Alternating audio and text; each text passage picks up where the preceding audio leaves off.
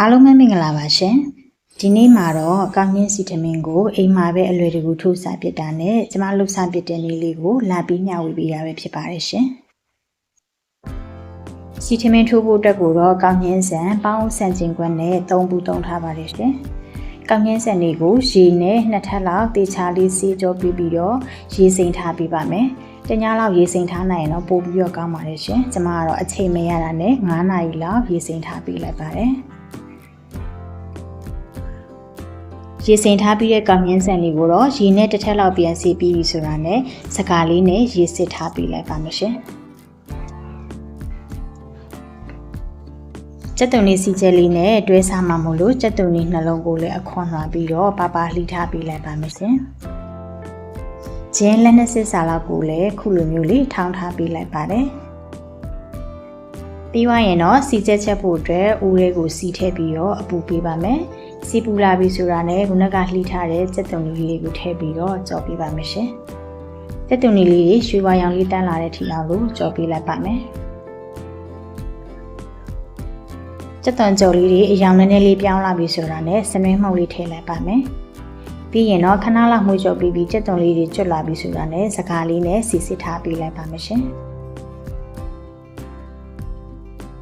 ပြီးရင်တော့ဒီအိုးလေးကိုပဲခုနကကြက်သွန်ကြော်ထားတဲ့စီဒီအနှဲငယ်ထည့်ပြီးတော့ဂျင်းထောင်းထားတာလေးကိုထည့်ပြီးတော့ကြော်ထားပေးလိုက်ပါမယ်ဂျင်းနဲ့လေးမွှေးလောက်အောင်ကြော်ပြီးပြီဆိုရင်တော့ကြက်သွန်ကြော်ထားတာကိုသုံးမုံတပုံစာလောက်လေးထည့်လိုက်ပါမယ်ပြီးရင်ခုနကရေစစ်ထားတဲ့ကောင်းချင်းဆန်လေးကိုထည့်ပြီးတော့အထက်အောက်သမအောင်ကိုမှုပေးလိုက်ပါမယ်ရှင်အရသာအတွက်ကိုတော့တကြားလေးအနှဲငယ်ထည့်ပါမယ်ရှင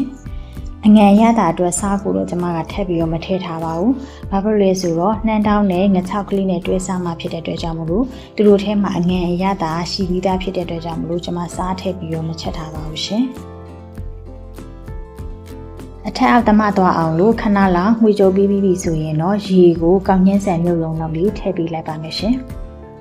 ကျမအခုချက်တဲ့ကောင်းချင်းဆန်ကအသစ်ဖြစ်တဲ့အတွက်ကြောင့်မလို့ရေကိုအများကြီးမထည့်ပါဘူးရှင်။ကောင်းချင်းဆန်မြုပ်တဲ့ဆိုရုံလောက်လေးပဲထည့်ထားပါတယ်။တကယ်လို့ကိုချက်တဲ့ကောင်းချင်းဆန်ကဆန်အဟောင်းဖြစ်တဲ့ဆိုလို့ရှင်တော့ရေကိုအခုထည့်ပူပြီးရောနည်းနည်းလေးများပြီးရောထည့်နိုင်ပါတယ်ရှင်။ကျမကတော့ကောင်းချင်းဆန်မြုပ်ရုံလောက်လေးပဲထည့်ပြီးရောရေခမ်းသွားတဲ့အခါကျတော့မှကောင်းချင်းရဲ့အပြော့အမာကိုကြည့်ပြီးရောလိုအပ်တော့မှထပ်ပြီးရောထည့်ပါမယ်ရှင်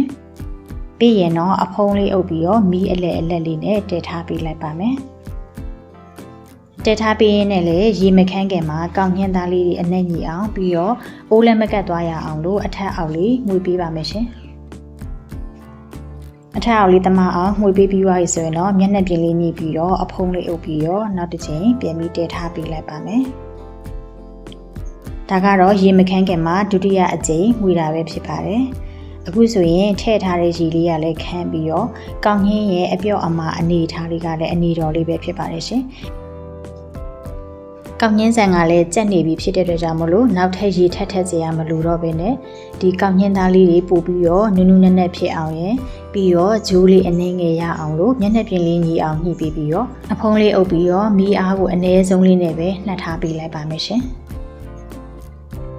ကောင်းညင်းကိုနှက်ထားတော့မှနှမ်းထောင်းဖို့အတွက်စုံလေးကိုစားလေးအနှင်းငယ်ထည့်မယ်နှမ်းကိုလည်းလိုအပ်တဲ့လောက်လေးထည့်ပြီးတော့ထောင်းထားပေးလိုက်ပါမယ်ရှင်ဒါဆိုရင်တော့ជីထမင်းနဲ့တွဲစားဖို့အတွက်နှမ်းထောင်းမှုမွေးလေးလည်းရပါပြီ။ပြီးရင်တော့ငချောက်အသေးလေးတွေကိုလည်းစီပူလေးထိုးထားပေးလိုက်ပါမယ်။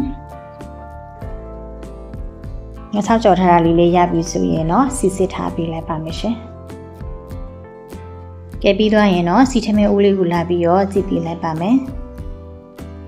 အပေါ်ရန်ကလည်းလုံးဝကိုနူးနေပြီးတော့အောက်ဘက်ကလည်းဂျူးလေးအနှင်းငယ်ရနေပါပြီ။ဒါဆိုရင်တော့နောက်တစ်ဖက်ကိုပြောင်းပြီးတော့တည်ပေးလိုက်ပါမယ်။နောက်တစ်ဖက်ကိုပြောင်းပြီးတော့မတည်တော့ဘဲနဲ့ဒီနေထားလေးမှာပဲစားမယ်ဆိုရင်လည်းရပါတယ်ရှင်။ကျမကတော့အလွယ်ပဲဒီအိုးဖုံးလေးတွေကိုပဲမှောက်ချလိုက်ပါတယ်။ပြီးရင်တော့အိုးလေးကိုပြန်ထည့်ပြီးတော့နောက်ထပ်တစ်ဖက်ကိုလည်းဂျူးလေးရအောင်လို့အဖုံးလေးအုပ်ပြီးတော့မီးအားအနည်းဆုံးလေးနဲ့ပဲနောက်ထပ်9မိနစ်လောက်လေးတည်ထားပေးလိုက်ပါမယ်ရှင်။ဒါကတော့မီးအေးလေးနဲ့နောက်ထပ်9မိနစ်လောက်တည်ထားပေးပြီးတဲ့အနေထားလေးပါရှင်။ခုဆိုရင်တော့အနက်လေးကလည်းတအားမွေးပြီးတော့စားချင်စပွဲကောင်းရင်စီထမင်းလေးကတော့ကြက်ပါပြီ။ဒါဆိုရင်တော့အနက်ရတာနဲ့ပြည့်စုံပြီးတော့စားချင်စပွဲကောင်းရင်စီထမင်းလေးကတော့စားဖို့အဆင်သင့်ဖြစ်ပါပြီရှင်။ ကော်ဖီပူပူလေးတောက်ပြီးတော့စားတာပဲဖြစ်ဖြစ်ရေနွေးချမ်းလေးနဲ့ပဲဖြစ်ဖြစ်အရန်ကိုစားလို့ကောင်းပါတယ်ရှင်။ကောင်းမြင့်စီထမင်းကြိုက်တဲ့သူတွေအတွက်ဆိုရင်တော့ဒီ channel လေးကလုံးရတာလဲလွယ်ကူပြီးတော့ကိုယ်တိုင်အိမ်မှာချက်စားတာဆိုတော့ဝါးဝါးလေးနဲ့လဲစားရပြီးတော့အကုန်ကြလဲတတ်တာပါတယ်။အဆုံးထိကြည့်ရှုပေးရတဲ့အတွက်လည်းကျေးဇူးထူးတင်ရှိပါတယ်ရှင်။ဒီနေ့ဗီဒီယိုလေးကတော့ဒီလောက်ပါပဲ။ဒါဆိုနောက်ထပ်ဗီဒီယိုအသစ်လေးတွေမှာပြန်ပြီးတွေ့ကြမယ်နော်။